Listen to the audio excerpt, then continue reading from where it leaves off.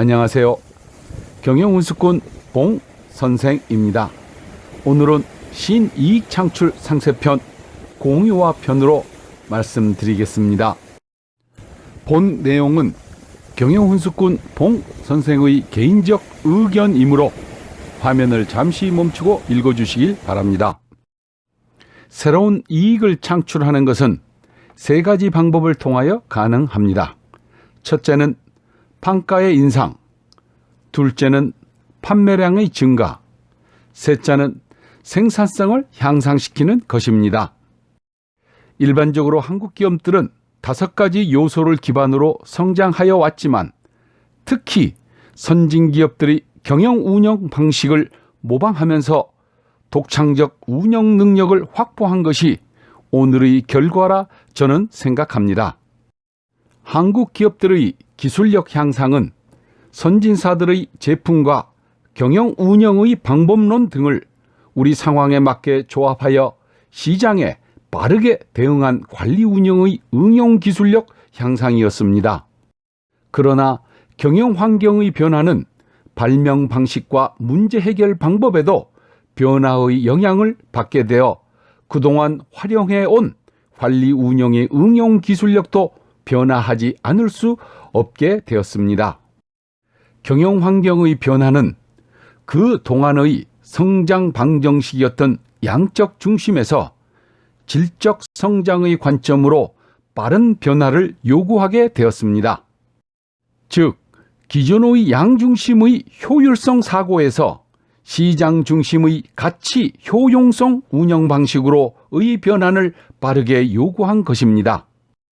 이 방식은 기존의 전체적 효율 관리 방식에서 각 부문별 이익 창출형 관리 운영 방식으로 바꾸는 것을 의미합니다.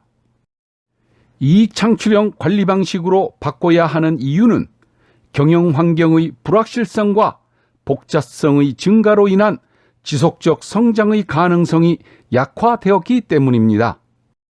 지속적 성장을 강화하기 위해서는 기존 운영 방식에서 한 단계 업그레이드된 새로운 이익을 창출할 수 있는 관리 운영 방식과 방법으로 대응해야 할 필요가 생겼기 때문입니다.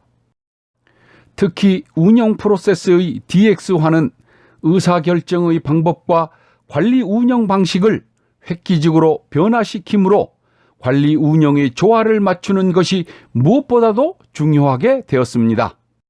이런 환경 변화로 인한 경영 방식과 방법에 대하여 경영자와 구성원 모두가 변화 상황을 공유하고 있어야 합니다. 그 이유로는 첫째, 경영 환경 변화에 대한 통일된 시각과 이해를 위한 의사소통, 둘째는 변화에 대한 대응과 적응력, 셋째는 구성원과 협업과 동질감 때문입니다. 따라서 경영자는 상기의 세 가지 이유 때문에 반드시 공유화를 위한 교육과 워크숍을 실시하여야 한다고 생각합니다. 극단적으로는 공유화를 실행한 기업과 그렇지 않은 기업의 차이는 미래 존재 유무라 보며 그 이유는 타이밍 때문이라고 생각하고 있습니다. 타이밍은 경영자의 의사결정에 가장 중요한 요소 중 하나이며 구성원 모두에게 나아가야 할 명확한 방향성을 제시해 주기 때문입니다. 따라서 공유화 작업은 구성원이 나아갈 방향과 목적을 명확히 해줌과 동시에 역할과 책임, 협업체제, 원활한 의사소통을 기반을 통한 목표 달성뿐만 아니라 변화에 항상 유연하고 민첩하게 대응할 수 있는 조직 운영 체제를 자연스럽게 구축할 수 있도록 만들어 줍니다. 따라서 공유화는 훈시나 서류 혹은 명령에 의해서 이루어지는 것이 아니라 의도된 기획과 치밀한 계획에 의하여 실행적 관점에서 이루어져야 하는 것입니다. 공유화 시에는 개량되고 정량화된 데이터를 활용하여 계층별로 전파하여야 하며 특히 실행 단계에서는 탑이 참여하여 방향성과 활동 이유에 대해 명확한 설명을 해 주어야 합니다.